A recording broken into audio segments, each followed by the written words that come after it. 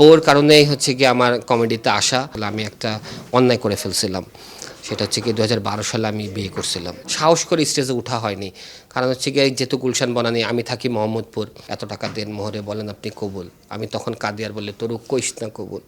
ওই দিন যদি না বলতাম আজকে আমি রিল্যাক্স থাকতাম। তো ওয়াইফ হুট করে বলে বসছে যে আপনার চেয়ে ভালো কমেডি আমার হাজব্যান্ডই করতে পারে। 5 তারিখে বললো 5ই রমজান, আপনি ফ্রি আছেন কিনা একটা নাটকের শ্যুট করতে। আমি বললাম ভাই আমার তো এক্সপিরিয়েন্স নাই, নাটক টাটক আমি কখনোই করি নাই। প্রিয় দর্শক, সম্প্রতি বাংলা নাটকে একটি মুখ প্রায়শই দেখা যাচ্ছে এবং তার উপস্থিতিতে দর্শকরা হাসি আনন্দে মেতে উঠছে।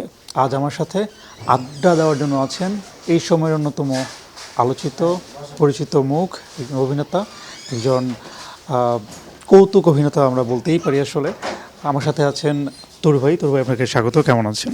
এই তো আলহামদুলিল্লাহ, আপনি কেমন আছেন? ভালো আছি। প্রায়শই এখন আপনাকে নাটকের পর্দায় দেখা যাচ্ছে, সো এই হঠাৎ করে অভিনয়ে কেন আসা হলো? ওই ডিরেক্টরটা দয়া করে ডাকে তাই আসি আর কি। দয়া করে বলছেন তো, নিশ্চয়ই একটা কারণ আছে, এমনি তো দয়া করলেন না, সেই কারণটা কি? কারণ আমি অভিনয় করতেছি তাই। আপনার শুরুটা একটু জানতে চাই, কবে কীভাবে শুরু করলেন? আপনি তো সম্ভবত স্ট্যান্ড আপ কমেডিয়ান ছিলেন, সেখান থেকেই আপনার যাত্রা শুরু, কিন্তু সেখান থেকে অভিনয় কীভাবে আসলেন আর স্ট্যান্ড আপ কমেডিটাই কীভাবে শুরু করলেন? আচ্ছা, স্ট্যান্ড আপ কমেডি শুরু করার পিছনে খুব মজার কাহিনী। সেটা হচ্ছে গিয়ে আমি এমনি প্রাইভেট জব টপ করি, তো ওইভাবেই ছিলাম। তবে ছোটোবেলা থেকে মজা করার একটা প্রবণতা ছিল। তো কোভিডের মধ্যে যখন হোম অফিস সব কিছু বন্ধ, তো সেই সময়টা আমি এমনি রিলস দেখতেছিলাম। হঠাৎ করে দেখলাম যে এনসিসি নামে একটা ক্লাব আছে বাংলাদেশে। নাভিদ ভাই, যিনি আমাদের বাংলাদেশে one of the best stand up comedian, উনি এই ক্লাবটা রান করে থাকেন। তো ওখানে যে দেখা শুরু করলাম কমেডি, দেখলাম যে না, আমি যে কাজগুলো আসলে বন্ধুদের সাথে পাড়ার মহল্লায় আড্ডায় করি, ঠিক সেইটা আরেকটু স্ট্যান্ডার্ড লেভেল নিয়ে স্টেজে করা যায়। তো আমি আর আমার বউ প্রায়ই যেতাম, বাট ওখানে সাহস করে স্টেজে ওঠা হয়নি, কারণ হচ্ছে গিয়ে যেহেতু গুলশান বনানি, আমি থাকি মোহাম্মদপুর, তো এমনি গরিবস। তো ওখানে যে দেখতেছি সব পশ লোকজন, হ্যাঁ সব পশ ছেলে মেয়ে, তো ওদের সাথে আসলে কথা বলতেই ভয় লাগতেছিল, স্টেজে ওঠা তো দূরের ব্যাপার। তো একবার একজন কমেডিয়ান ওই অডিয়েন্স ইন্টারাকশন শুরু করেছিল, আমার ওয়াইফকে জিজ্ঞেস করছিল। তো ওয়াইফ হুট করে বলে বসছে যে আপনার চেয়ে ভালো কমেডি আমার হাজব্যান্ডই করতে পারে। তো সেই দিনই সাহস করে স্টেজে উঠে গেলাম। পরে দেখলাম যে না, মোটামুটি সবাই পছন্দ করলো।